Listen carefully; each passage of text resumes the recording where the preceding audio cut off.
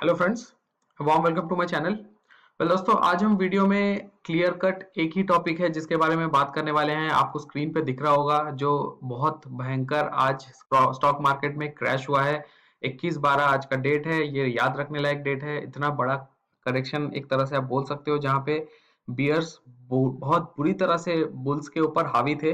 लेकिन ये ऐसा तो नहीं है कि कोई भी मार्केट में इतना बड़ा क्रैश हो जाए एंड उसके पीछे कोई रीजन नहीं हो। बिना कोई जस्टिफिकेशन के, बिना कोई रीजन के, बिना कोई लॉजिक के मार्केट ऐसा कभी क्रैश करता नहीं है। There is always a reason behind. इससे पहले जब बहुत बड़ा क्रैश हमने देखा था, that was in the month of March. एक के बाद एक के बाद एक के बाद एक क्रैश इसीलिए आ रहा था क्योंकि एक के बाद एक कंट्री लॉकडाउन में जा रहे थे because of this Covid virus जो हमारे पास हमारे इंडस्ट्री में या फिर आप बोल सकते हो हमारे इकोसिस्टम में उसने एंट्री लिया था एंड वो अभी भी उसका कोई फिक्स्ड सोल्यूशन नहीं हुआ है। हालांकि हमें कुछ कुछ सोल्यूशंस मिला है।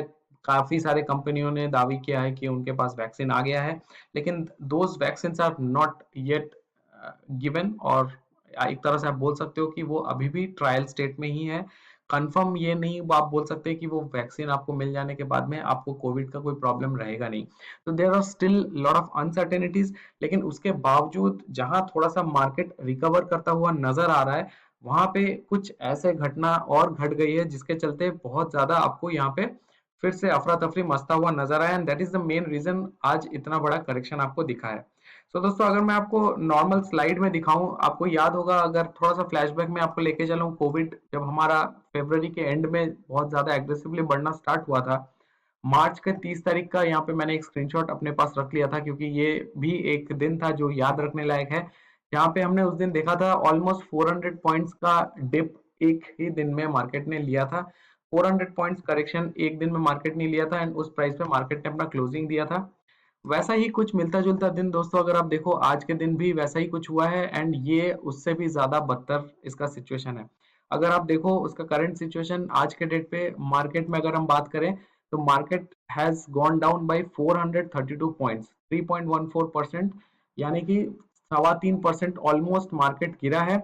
एंड कितना पॉइंट गिरा है? 432 पॉइंट। सो दोस्तों, जैसा मैंने स्क्रीनशॉट पे आपको दिखाया, इससे पहले जो स्क्रीनशॉट मैंने लेकर रखा था, जो लास्ट डिप हुआ था जब कोविड एक्चुअली पीक पे था एंड बहुत ज्यादा केसेस बढ़ रहे थे, उस समय पे भी जो मैक्सिमम डिप था दैट वाज 400 पॉइंट्स। लेकिन वहां पे परसेंटेज अगर हम नहीं देखें तो परसेंटेज हम इसको कंपेयर इसीलिए नहीं करेंगे क्योंकि उस समय ऑलरेडी मार्केट अपना ऑलमोस्ट 12,000 से 9,000 लेवल पे आ गया था and then after that started falling and इसने 7,500 तक अपना लो बनाया था।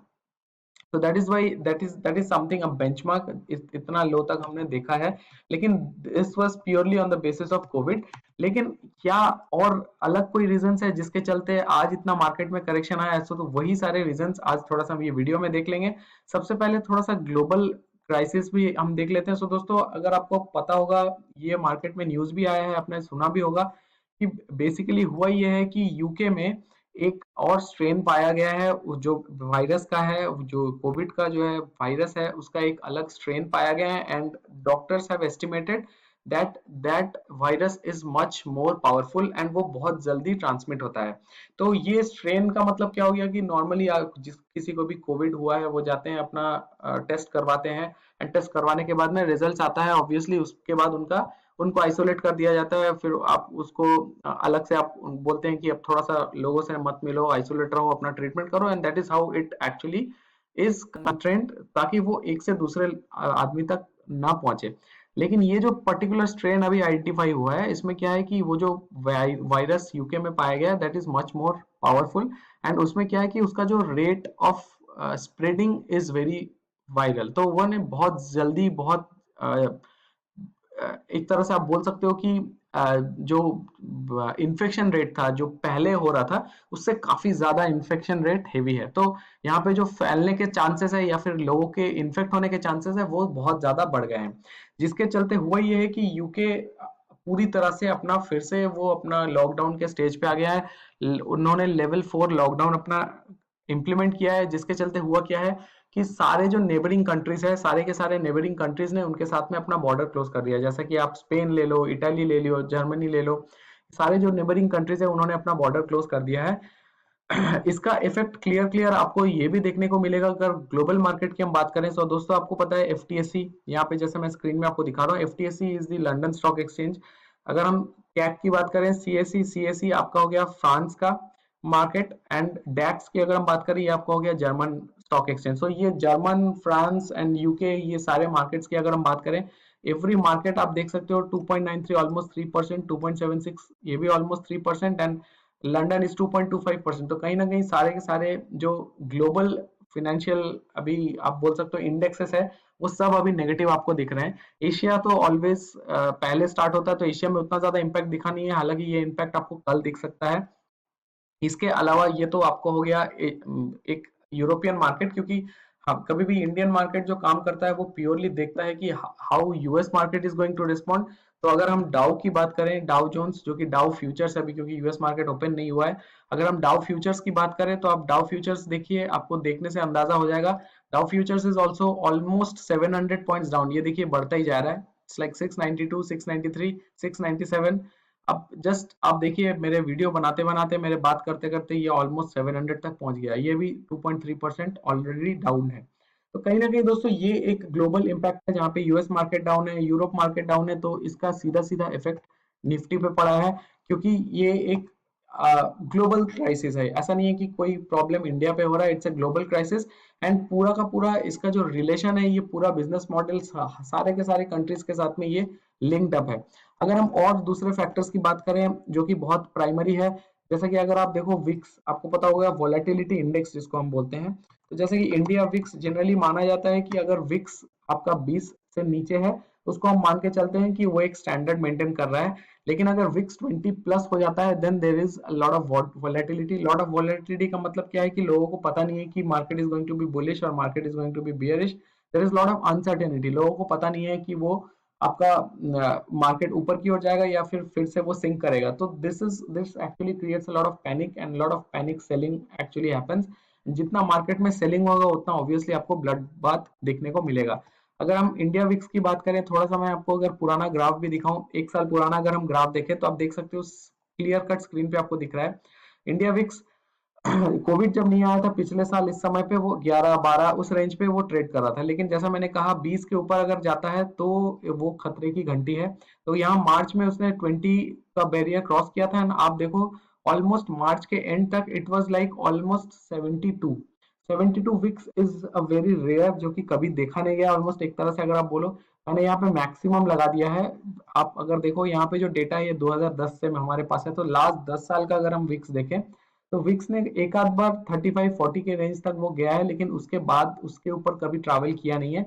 लेकिन यहाँ कोविड सिचुएशन में ये विक्स ने ऑलमोस्ट 70-75 का लेवल टच किया है, विच इज मैसिव। तो ये विक्स भी एक इंडिकेटर है, जब विक्स बहुत ज्यादा बढ़ जाता है तो आपको बताता है, आप आज के दिन पे अगर देखो 25% इंक्रीज हुआ है VIX. That also shows lot of uncertainty in the market, and that actually caused lot of selling, जिसके चलते मार्केट सिंक हुआ है। तो एक तो ग्लोबल आपका कोविड के चलते यूके चला गया लॉकडाउन में, जिसके चलते ग्लोबल मार्केट में आपका क्राइसिस दिख रहा है, ग्लोबल मार्केट में फॉल दिख रहा है। That is one of the reason that affected. जो सेकंड रीजन हमारे लिए है वो है इंडिया विक्स, जैसे मैंने बताया वोलेटिलिटी बढ़ने के चलते, इंडिया विक्स के चलते, इंडिया विक्स बहुत ज्यादा वोलेटिलिटी बढ़ गया है, जिसके चलते लोगों ने बहुत ज्यादा पैनिक सेलिंग किया है। That is the second reason. उसके अलावा अगर हम सेक्टर्स की बात करें, तो क्योंकि निफ्टी जो हमारा इंडेक्स है, Nifty 50 is a composition of top 50 Indian companies, right. अब टॉप 50 इंडियन कंपनीज ऑब्वियसली ऐसे कंपनी नहीं है कि वो खाली पीएसयू से ही बड़े हैं, क्योंकि हमारा निफ्टी पीएसयू इंडेक्स भी अलग इंडेक्स होता है। लेकिन ये जो निफ्टी इंडेक्स है, it is a mixture of lot of companies जो कि डिफरेंट हॉराइजन पे काम करते हैं, डिफरेंट वर्टिकल पे काम करते हैं, डिफरेंट ज्योग्राफी पे काम करते हैं। तो यहाँ पे कुछ ऐसे कंपनीज है जिनका पूरा का पूरा जो बिजनेस है, that is dependent on the European market. अगर हम मोटर में देखें, टाटा मोटर्स का 40% रेवेन्यू यूके से आता है। जैसे कि यहाँ एग्जांपल पे आप देखो ओएनजीसी, टाटा मोटर्स, जो ब्लू चिप जैसे कंपनी है, जो कि जिनका मैक्सिमम बिजनेस यूरोपियन मार्केट से भी आता है, वो जब यूरोप में लॉकडाउन हो रहा है, तो ऑब्वियसली उनका सीधा सीधा इफेक्ट आपको यहाँ पे भी देखने को मिलेगा। अगर वो इफेक्ट हो रहा है, तो ओवरऑल निफ्टी का जो इंडेक्स है वो इफेक्ट हो रहा है। अभी जैसा कि यूके में नया केस आया है, यूके ने पूरा लॉकडाउन डिक्लेयर कर दिया, एंड ये लॉकडाउन खाली यूके में नहीं, और बाकी जो यूरोपियन कंट्रीज है उस पे भी ये लॉकडाउन लागू हो गया है। उसके चलते हुआ क्या है, जो एयरलाइन मार्केट है that has actually also crashed. अगर आप आज के दिन पे मैं आपको अगर स्पाइस जेट का शेयर दिखाऊं तो आप देखिए स्पाइस जेट ने 9.99% माने अपने लोअर सर्किट पे स्पाइस जेट ने अपना क्लोजिंग दिया है। There is that means there is no one who is buying, everybody is selling. Similarly अगर हम इंटरग्लोब की बात करें, इंटरग्लोब एविएशन के भी अगर हम शेयर का प्राइस देखें तो आप देखिए ये भी ऑलमोस्ट अपने लोअर सर्किट पे ही बंद हुआ है। एक्चुअली ये अपने लोअर सर्किट पे ही बंद हुआ है 9.39%। तो दोनों के दोनों जो हेवी हमारे बड़े एविएशन स्टॉक्स है, जेट एयरवेज की बात करके फायदा नहीं है क्योंकि ऐसे भी जेट एयरवेज के साथ हमारा कोई लेना देना है नहीं, अभी वो बिजनेस कर भी नहीं रहे, पता नहीं क्यों वो 3 डिजिट में चले गए हैं। That is all together a different video, उस पर बनाना चाहिए क्योंकि देखना चाहिए कि क्या ऐसा रीजन है जिसके चलते ये अप मूव दिख रहा है, क्योंकि कोई कोई लॉजिक नहीं है। अपना फ्लाइट्स चल नहीं रहा है, कंपनी ने बैंकरप्सी डिक्लेयर किया, फिर भी ये अपना अपने धुन में बढ़े जा रहा है, तो this is something illogical. But मैं आपको इसीलिए एग्जांपल दिखा रहा हूँ क्योंकि ये जो पूरा एयरलाइन सेक्टर है उस पर आपको इफेक्ट दिखेगा, क्योंकि सारे के सारे एयरलाइन स्टॉक्स ऑलमोस्ट अपने उनका जो लोअर सर्किट का रेंज है उस सर्किट पे वो जाके बंद हुआ है। So that is also one of the reason जिसके चलते बहुत सारे कंपनी का इम्पैक्ट, क्योंकि इनडायरेक्टली एयरलाइन स्टॉक अगर बंद हो रहा है, अगर ट्रैवल बंद हो रहा है, तो आप सोच के देख लो कितने सारे चीजें इस पे डिपेंडेंट है। And all these actually have cumulated, and ये सब मिलके जो निफ्टी का डाउनफॉल है उसके पीछे ये प्राइमरी रीजन है। सो दोस्तों यहाँ एक सिंपल चीज ये है कि अभी आगे क्या है। तो वोलेटिलिटी इंडेक्स के हिसाब से या फिर ओवरऑल ग्लोबल क्राइसिस के हिसाब से देख के यहाँ करेक्शन तो मुझे डेफिनेटली लगता है कि ये करेक्शन यहाँ रुकने वाला है नहीं, and it is going to go further deep down. लेकिन ऑब्वियसली अगर हम चार्ट्स की बात करें तो यहाँ जो वो 7,000 8,000 वाला लेवल तक हम गए थे, आई एम श्योर इस लेवल तक वो मार्केट कभी नहीं जाएगा, क्योंकि वैसा सिचुएशन अभी है नहीं। जब हमारा ये उस टाइम पे डिप हुआ था मार्च पे, उस समय हमारे लिए एक नया वायरस आया था।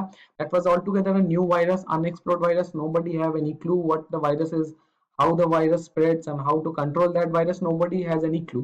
The market was completely unknown about that. It was completely like no one could speculate what is going to happen. That's why there was a deep dive in the stock market, and it crashed from 12,000 level to almost 7,000 level. So it's almost crashed to 50%. But this current situation is everything is different now. So if you actually do a proper lockdown wherein you do a proper controlling, then definitely ये आपको बहुत जल्दी control होता हुआ नजर आएगा। क्योंकि जब जैसे मैंने बोला मार्च में हम लोग जब लॉकडाउन देखे थे उस समय हमें पता ही नहीं था कि वायरस में है क्या, कैसे इससे बचना है और क्या क्या इसका कॉन्सिक्वेंस होने के चांसेस ज्यादा है। लेकिन अभी हमारे पास बहुत ज्यादा इन्फॉर्मेशन है, हम पहले से बहुत ज्यादा तैयार हैं, हमारे मेडिकल सिस्टम्स बहुत ज्यादा पहले से अवेयर है, सबको पता है कि क्या करना है, तो ये इस समय पे कंट्रोल करना डेफिनेटली इजी होगा। बट यस, ये अचानक से वायरस आया है, अचानक से सारा लॉकडाउन आ गया है। लॉकडाउन जरूरी है ताकि आप उसको कंट्रोल कर सको, and because of lockdown lot of things are going to stop, and उसके चलते यहाँ पे ये मैसिव आपको सेलिंग और मैसिव आपको करेक्शन नजर आया है। तो दोस्तों यहाँ पे अभी समटाइम्स कुछ नहीं करना सबसे बढ़िया काम होता है।